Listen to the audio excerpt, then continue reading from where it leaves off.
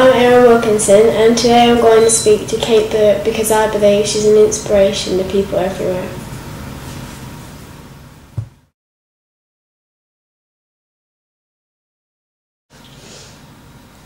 It's so weird because I've always wanted to do something to help people. I never like seeing people like go without, and if they go without, I just don't like it. I just can't stand it. And then all my friends are like, "Oh, let's just keep walking. Don't look at it, or you can't do anything to help them."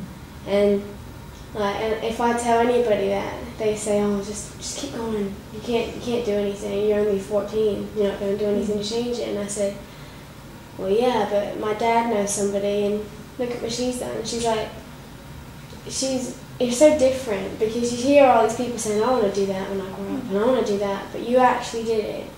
And like, you're the only person I know who's actually gone and done it. I bet when you're like my age, "Oh, I've always wanted to do that," but you did it. Yeah.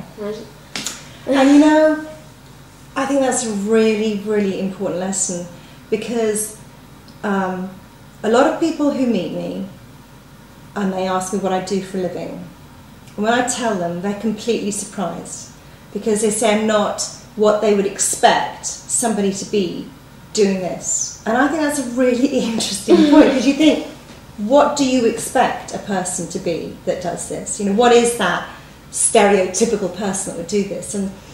And the point is that any one of us can do, I think, pretty well anything we set out to do if we are absolutely determined.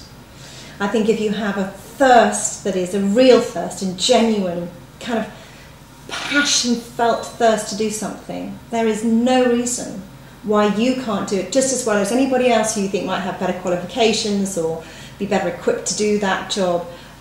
I think it's down to the individual, and I think if you really want to do something, you can. And very often when I give talks, whether it's at schools, universities, child's rights conferences, big kind of business gatherings in different parts of the world about children's rights and human rights, and over again, in all situations, I will end any talk I give saying, you know, you think, sitting here watching me show you my films and everything, that I've done something.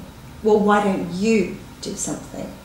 And every one of you in this room, and I'll say this to you, from children 10 years now, I say, you know, you're sitting there thinking, this is really sad what I'm looking at, and it shouldn't be like this in the world.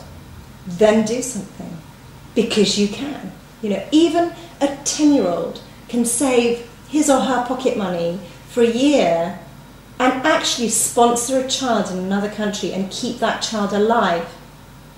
You know, that's doing something.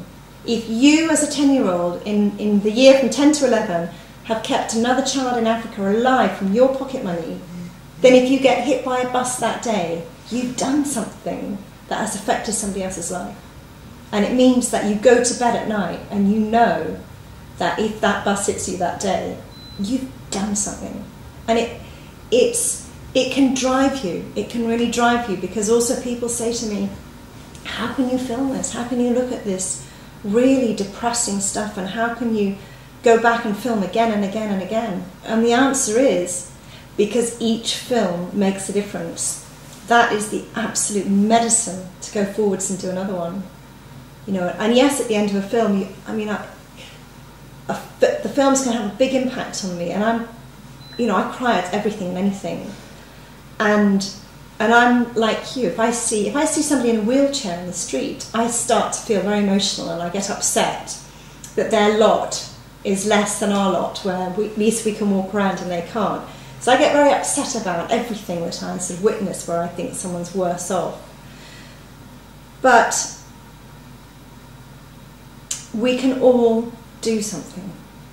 And I really, really believe that. And I say often, you know, it's better to light a single candle than to curse the darkness. Because we can all do something. And if we all actually got our acts together, and if every child in every school sponsored a child, imagine the impact that has, that ripple effect. But people tend to think, well, I can't do anything. What can I do about slavery? You know, I'm just one person and there are 27 million slaves. How can I affect slavery?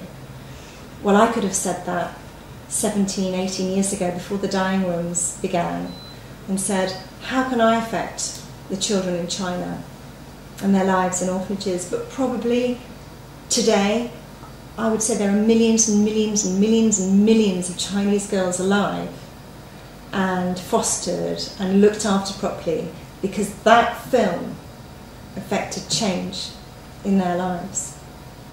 I'm Erin Wilkinson, and today I spoke to Kate Blewett.